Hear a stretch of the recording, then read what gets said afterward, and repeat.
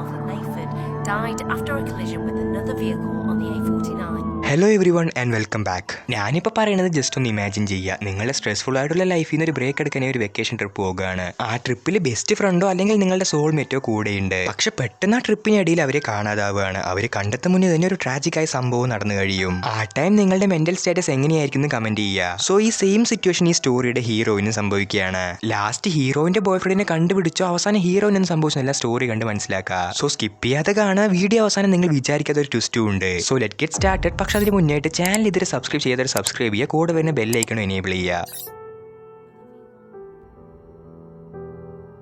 Starting scene തന്നെ വെക്കേഷനായിട്ട് കാറിൽ പോകുന്ന ഹീറോയിനെ കാണിക്കുകയാണ്. ഹീറോയിന്റെ അമ്മയുടെ വീട്ടിലേക്കായിരിക്കും ഇവർ പോകുന്നുണ്ടാവുക. ആൻഡ് ഓൾസോ ഈ ട്രിപ്പിന് വേറൊരു ഉദ്ദേശം കൂടിയുണ്ട്. ഇവർ തമ്മിലുള്ള റിലേഷൻഷിപ്പ് അത്രയ്ക്ക് നല്ലതൊന്നും ആയിരിക്കില്ല. അത് കുറച്ച് റോക്കി റിലേഷൻഷിപ്പ് ആയിരിക്കും. ഈ ട്രിപ്പ് പ്ലാൻ ചെയ്ത് തന്നെ ഇതൊക്കെ ശരിയാക്കാനാണ്. അങ്ങനെ ഹൈവേയിൽ പോയിക്കൊണ്ടിരിക്കുന്ന ടൈം ഹീറോയിന്റെ അമ്മയുടെ അടുത്ത് നിന്ന് കോൾ വരികയാണ്. ആസ് യൂഷ്വൽ ഒറ്റയ്ക്കാണോ എവിടെ എത്തുന്നില്ല എന്ന് ചോദിക്കും. പക്ഷേ ഹീറോയിനാണെങ്കിൽ അവളുടെ ബോയ് ഫ്രണ്ടായ മാർക്കും കൂടിയുണ്ടെന്ന് പറയാണ്. മാർക്കിന്റെ പേര് കേട്ട ഉടനെ ഹീറോയിന്റെ അമ്മയും എന്തോന്ന് പറയാനായിട്ട് വരും. പക്ഷെ അവിടെ സിഗ്നൽ ഇല്ലാത്തതുകൊണ്ട് തന്നെ ഫോൺ കോൾ കട്ടാവും. പക്ഷെ ഹീറോയിനാണെങ്കിൽ അവളുടെ അമ്മ വെറുതെ കെയർ ചെയ്യുന്നത് ഇഷ്ടമായിരിക്കില്ല. ഇവർ ഇതിനെ കുറിച്ച് സംസാരിച്ച് വരുന്ന വഴിയിൽ ഇവർ രണ്ടാളും തമ്മിൽ പ്രശ്നം ഉണ്ടാക്കുകയാണ്. ഇതായിരിക്കും ഇവർ തമ്മിലുള്ള പ്രശ്നം തന്നെ. എന്തൊരു ചെറിയ കാര്യമാണെങ്കിലും അത് അവസാനം ഒരു വാക്ക് തർക്കത്തിലായിരിക്കും അവസാനിക്കുക.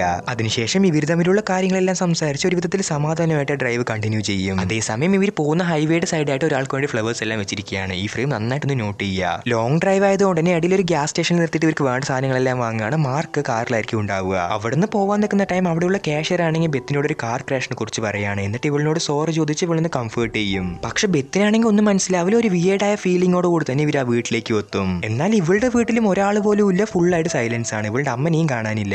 അവിടെയുള്ള നോർമൽ പെയിന്റിംഗ് പോലും ഇവർക്ക് വിയേഡായി തോന്നുകയാണ്. കുറെ അധികം സംസാരിച്ച ശേഷം നേരെ ബെഡിലേക്ക് പോകും. നൈറ്റ് ടൈം നന്നായിട്ട് ഉറങ്ങിക്കൊണ്ടിരിക്കുമ്പോൾ പെട്ടെന്ന് ഒരു കാർ ക്രാഷിന്റെ സ്വപ്നം വന്ന് ബെത്ത് നെട്ടിയണിക്കുകയാണ്. അടുത്തുള്ള മാർക്കിനെ നോക്കിയാൽ അവൻ അവിടെ ഉണ്ടാവില്ല. താഴെ നിന്നാണെങ്കിൽ ഒരു തരത്തിലുള്ള വിസ്പറിംഗ് കേൾക്കുന്നുണ്ടാവും. അത് മാർക്കായിരിക്കും പറഞ്ഞ് ഇവള് മാർക്കിന്റെ പേരും വിളിച്ച് താഴേക്ക് പോകുകയാണ്. പക്ഷെ താഴെ മാർക്ക് ഉണ്ടാവില്ല. പെട്ടെന്നൊരു ഫ്ലാഷിൽ നൈറ്റ് ടൈം മാർക്കിനൊപ്പം ഇരുന്ന് സംസാരിച്ചാലും ഓർക്കുകയാണ്. ആ ടൈം ആണെങ്കിൽ അവൻ കുറച്ച് സാഡ് ആയിട്ടുണ്ടാവും. സോ മാർക്കിന് എന്ത് പറ്റിയെന്ന് ഇവൾ ആലോചിച്ചുകൊണ്ട് നിൽക്കുന്ന ടൈം സഡൻ ആയിട്ട് ഇവളുടെ ബാക്കിലേക്ക് ഒരു രൂപം വരികയാണ്. അത് ഉറപ്പായിട്ട് മാർക്കായില്ല. അതെന്തൊക്കെയോ വിസ്പർ ചെയ്യുന്നുണ്ടാവും. ഇതെല്ലാം കണ്ട് പേടിച്ച് ഇവളും കയ്യിൽ കത്തിയെടുക്കുകയാണ്. അതിനോട് ആരാണെന്ന് ചോദിക്കുമ്പോൾ നിനക്ക് എന്നെ അറിയുന്ന മാത്രം അത് ഉത്തരം പറയാണ്. അതിന്റെ മുഖമാണെങ്കിൽ പകുതി കത്തിക്കയറിഞ്ഞിട്ടുണ്ടാവും. ഒരു സെക്കൻഡിൽ ഇവളിനെ പിടിക്കാനായിട്ട് വരും.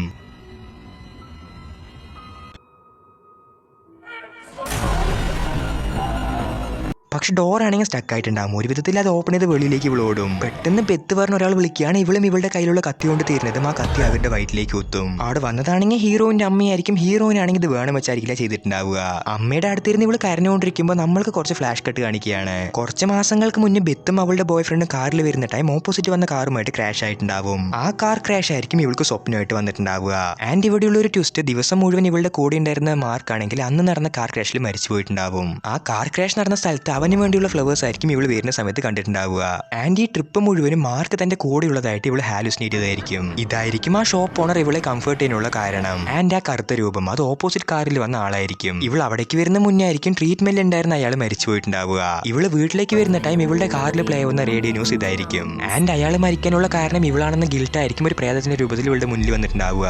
കുറച്ച് സമയത്തിനുള്ളിൽ അവിടെ പോലീസും വരികയാണ്. ആ ടൈം പോലും മാർക്ക് ഇവളുടെ കൂടെയുള്ളതായിട്ട് ഇവൾ ഹാലുസിനേറ്റ് ചെയ്യാണ്. സോ ഇത്ര മാത്രമേ ഉള്ളൂ അപ്പ് ഹെവലിംഗ് എന്ന ഷോർട്ട് ഫിലിമിന്റെ ഫുൾ സ്റ്റോറി. ഈ എൻഡിങ് ആരെല്ലാം എക്സ്പെക്ട് ചെയ്തെന്ന് കമന്റ് ചെയ്യുക. വീഡിയോ ഇഷ്ടപ്പെട്ട വീഡിയോ ലൈക്ക് ചെയ്ത് ചാനൽ സബ്സ്ക്രൈബ് ചെയ്ത് വെക്കുക. കൂടെ വരുന്ന ബെല്ലൈക്കൺ എനേബിൾ ചെയ്യുക.